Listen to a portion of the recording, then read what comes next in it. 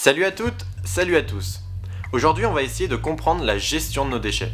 C'est parti.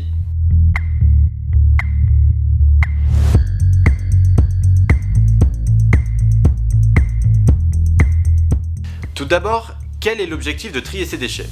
Eh bien simplement d'assurer à nos déchets une deuxième vie, soit en les recyclant, soit en les réutilisant dans un cadre différent.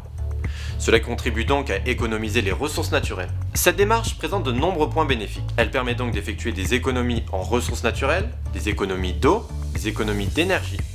Elle limite également les rejets de CO2 et permet de créer des emplois. Alors, comment s'organise la gestion de ces déchets?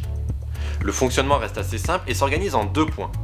Premièrement, grâce à l'utilisation des poubelles de tri, puis deuxièmement, grâce au tri effectué en déchetterie. Alors les différentes poubelles de tri sont les suivantes. La poubelle papier, qui englobe toutes les formes de papier, journaux, magazines, livres, enveloppes et prospectus par exemple. Ensuite, la poubelle de verre, qui collecte le verre sous toutes ses formes, bouteilles, canettes et même les pots et bocaux. Après, on retrouve la poubelle jaune, qui permet de collecter tous les emballages cartonnés, également ceux qui sont métalliques et en aluminium.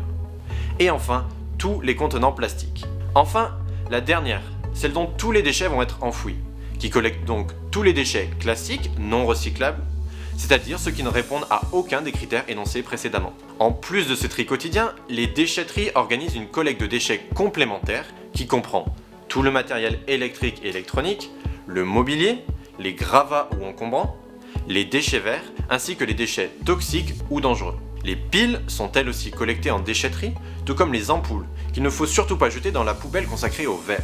Les cartouches d'imprimante sont elles aussi collectées en déchetterie. Et les médicaments doivent quant à eux être ramenés en pharmacie. Enfin, les vêtements peuvent être déposés en déchetterie, mais aussi collectés par des associations. Désormais, on peut se demander que deviennent nos déchets. Je répondrai à cette question et à plein d'autres dans les prochaines chroniques, car celle-ci visait à simplement présenter le fonctionnement de la gestion de nos déchets. Désormais, les prochaines chroniques s'inscriront dans une mini-série traitant de la gestion de nos déchets, avec sûrement un interview et aussi quelques discussions avec les élèves de Vinci. Donc, si vous souhaitez venir discuter du sujet qui vous intéresse, n'hésitez pas à nous contacter sur notre page Instagram. Et pour ne rien rater et participer à nos sondages, abonnez-vous à notre compte Insta. À la semaine prochaine!